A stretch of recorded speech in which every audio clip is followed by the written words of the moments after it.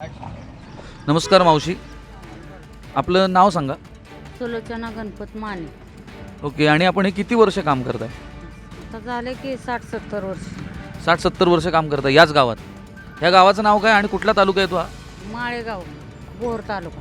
अच्छा, भोर तालुका येतो. बरं बरं बरं. आणि ह्यातून साधारण तुमच्या घरातलं हे पिढीजात काम आहे का तुम्ही स्वतः शिकला आणि स्वतः काम करता? नाही, स्वतः शिकून केलेलं आहे घरी. हां, पण म्हणजे घरातले इतर लोक सुद्धा हे काम करतात? आता सगळी करतात, सगळी करतात. आणि यातनं साधारण उत्पन्न किती मिळतं तुम्हाला? पण काय नाही, एवढे पोट भरायचं.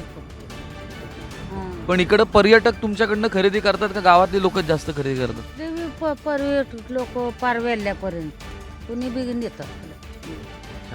आणि साधारण किती लोक येतात इकडनं? पुण्यातनं फिरायला लोक किती येतात? आता तसं काय सांगता येते, रविवार शनिवार येतात फिरायला. पण मग ते तुमच्याकडनं हे खरेदी करतात? करतात की बारकी टोपली बिपली नेतात. अच्छा, काय काय बनवता तुम्ही? हे टोपली, पाट्या, डालगी, ह्या करंड्या, एवढं पण याला शहरातनं मागणी आहे. आहे की आहे.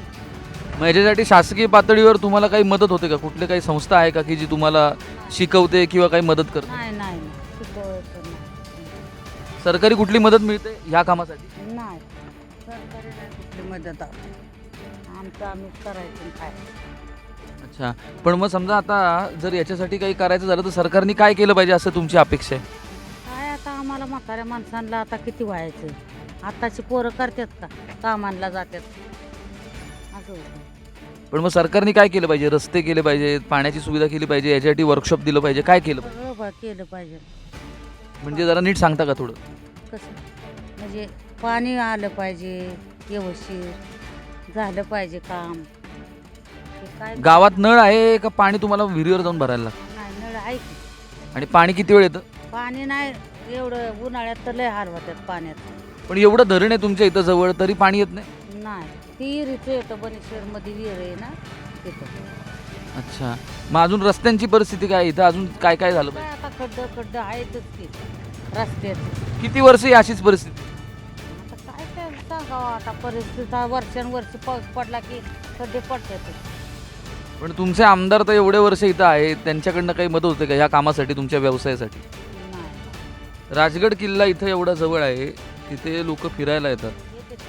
आणि मग त्यांच्याकडनं तुम्हाला काही डायरेक्ट इनडायरेक्ट काही फायदा होतो का? म्हणजे जसं काही खरेदी केले किंवा अजून इतर कुठले व्यवसाय? टोपल्या बिपल्या एवढंच, बाकी नाही का.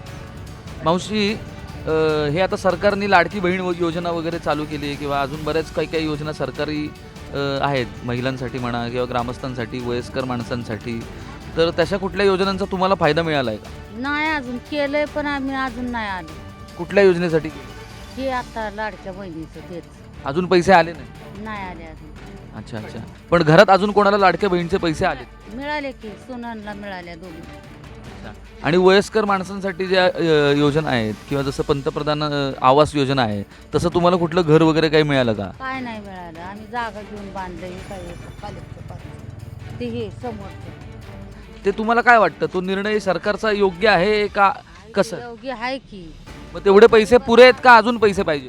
नाही पुरेत, आता जसं देईल तसं आपलं घेतलेच पाहिजे आपल्याला. आपण म्हणून द्या 10 लाख देणार आहेत का? नाही देणार. हां, आपल्याला मिळतात तेवढेच घ्यायचे.